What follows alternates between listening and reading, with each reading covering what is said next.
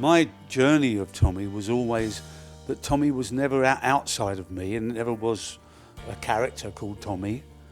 Tommy was in here. Tommy was my soul. Got a feeling 21's gonna be a good year, especially if you and me see it in together. So you think 21's gonna be a good year? Its brilliance is that Tommy is about all of us. You're Tommy too. Your soul is Tommy.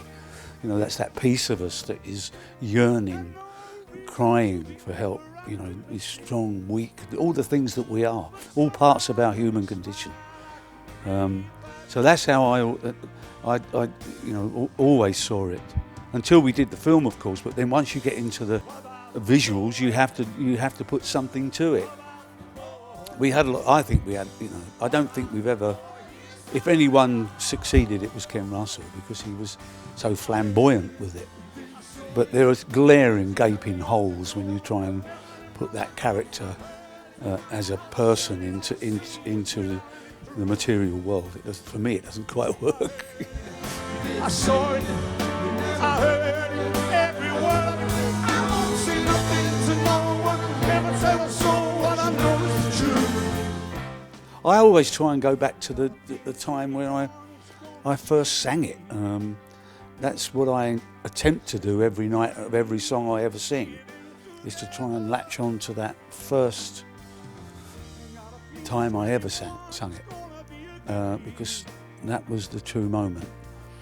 That's why I very rarely listen to our records when we've recorded them. That performance is done, and I hang on to what that memory of that was. I don't need to hear it again.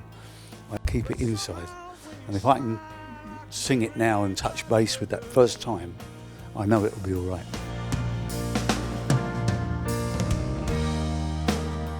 Yeah, we haven't gone away. We're trying. It's difficult because people want to hear music that we made 40 years ago. But now I'm an old man now. I can still sing the notes, but most of our pieces, like Quadrophenia, we'd like to do Quadrophenia. And I can still sing Quadrophenia very well, and we play it. It's a beautiful piece of music. But we turned it into a theatrical production in the 90s with a narrator. And I've always had trouble once you turn it into a theatrical production, is making people understand what my part of it is as the vocalist. You know what? And I'm having a head problem at the moment in getting where, you know, what am I now to that piece on a stage, because it's a young person's music. And there are ways around it theatrically. I mean, for instance, you never think you're going to get old, do you? But here I am, and it's about me when I was a young man.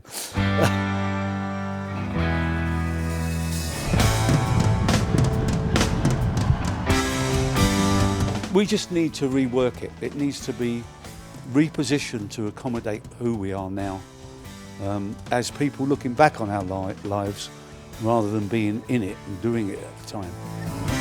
10 years old, with bobs and bowl and stops can be. Voices are funny things. You know, guitarists have it so easy. You know, it's a piece of cake playing the guitar. You get up there and you do this, and when you feel tired, you can still do that. When the strings need changing, you just change the strings.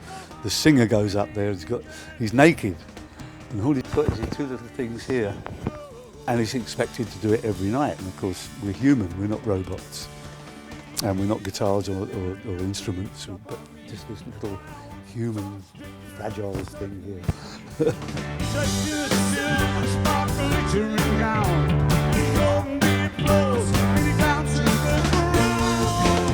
My voice, it's I think it's richer in a lot of ways. I can still hit high Bs, occasionally a high D. I can still do I used to have a 4-octave range. I'm not far off it now. That's a big range. I wish I'd been better educated when I was young, because I had the potential to be a great opera singer. I've got a big voice, but wasn't the way it worked out, was it? I did all right though.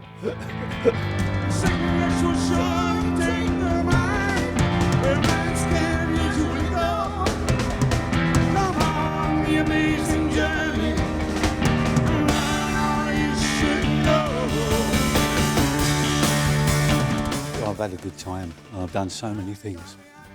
When I look back, because people keep asking me to write my biography, and I think I haven't done enough yet. You know?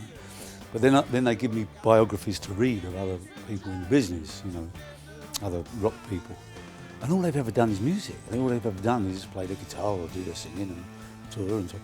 Then I think, oh, I've done quite a lot more than that. So maybe I should do one. I don't know. This is not a Who show, it's my show, and we do all kinds of stuff. I mean, sometimes I do Johnny Cash if I fancy it, because he was one of my idols when I was young, working in a factory, and we used to sing, and I was a sheet metal worker, so we used to be banging on bits of metal, and of course Johnny Cash was a great rhythm, we'd get a good rhythm going. And we'd sing Johnny Cash songs all day. So I still sing Johnny Cash because I think his songs, again, I'm not American, I don't know where Folsom Prison is, but I know what a prison is. So those songs just speak to me in a very special way. And his music deserves to be kept alive. I never met him, but what I liked about him was he was his own man. He rightly or wrongly, he stood up for what he believed in. He was an interesting guy. Did his best work at the end of his life too. Not as I get as playing with Pete, no. We can kick off each other when we get going. It's magic. His music as well, I'm passionate about his music. Maybe because it's what I've sung most of my life.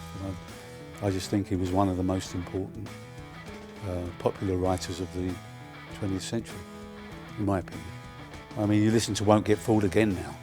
I mean, you could play that in any country around quite a lot of the world now, and there'll be people going, God, this song's speaking for me.